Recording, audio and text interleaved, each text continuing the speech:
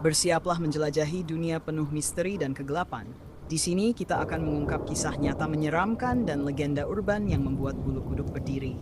Jangan lupa subscribe dan nyalakan lonceng notifikasi agar kamu tidak ketinggalan cerita terbaru dari kami. Selamat datang di cerita horor, di mana setiap kisah adalah sebuah misteri.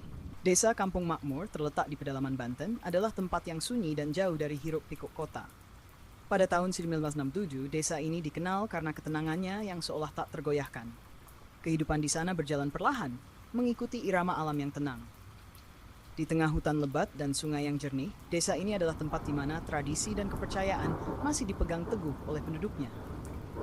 Di antara warga desa, ada seorang perempuan tua yang sangat dihormati dan ditakuti sekaligus. Namanya Siti Julaeha, tapi semua orang memanggilnya Mak Kolot.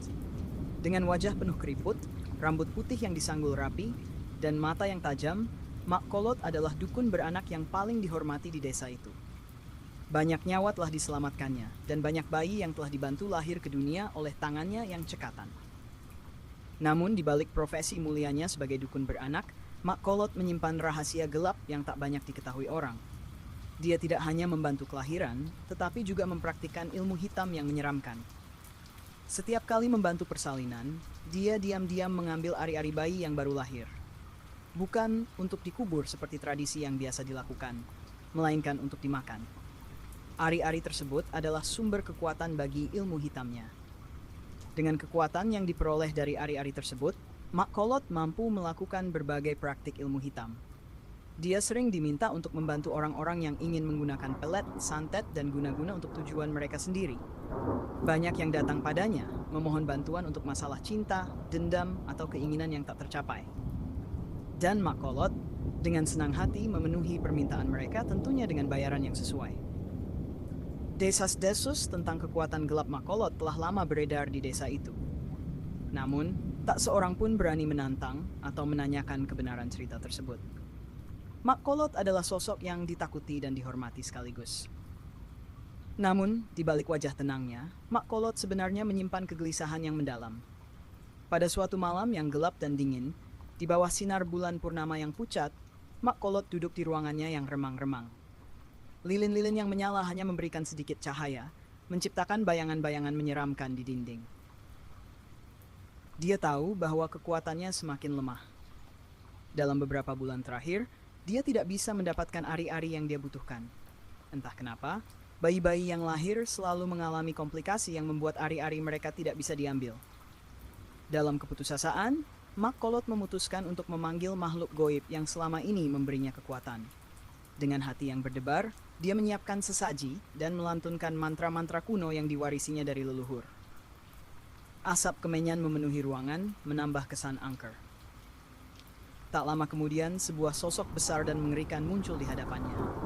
Makhluk goib itu, dengan mata merah menyala dan tubuh yang besar, menatap Mak Kolot dengan tatapan tajam. Suaranya menggema di ruangan itu. Kau telah gagal memenuhi janjimu, Mak Kolot. Mak Kolot gemetar, mencoba menjelaskan situasinya. Tolong beri aku waktu, aku akan mendapatkan ari-ari yang kau inginkan, pintanya dengan suara bergetar. Namun, makhluk goib itu tidak mau mendengar alasan. Dengan kekuatan yang mengerikan, dia menyerang Mak Kolot tanpa ampun.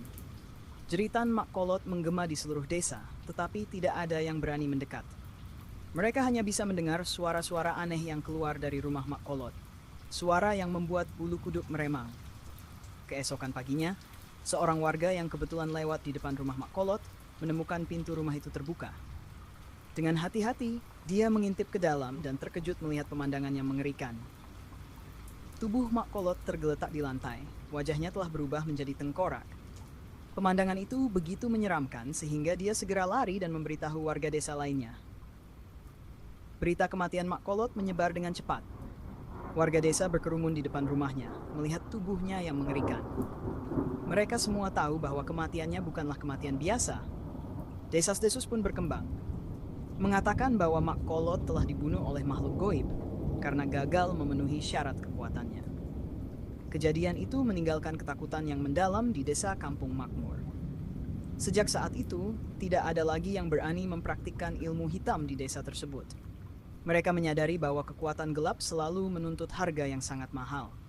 Malam-malam di desa itu menjadi lebih sunyi dari sebelumnya.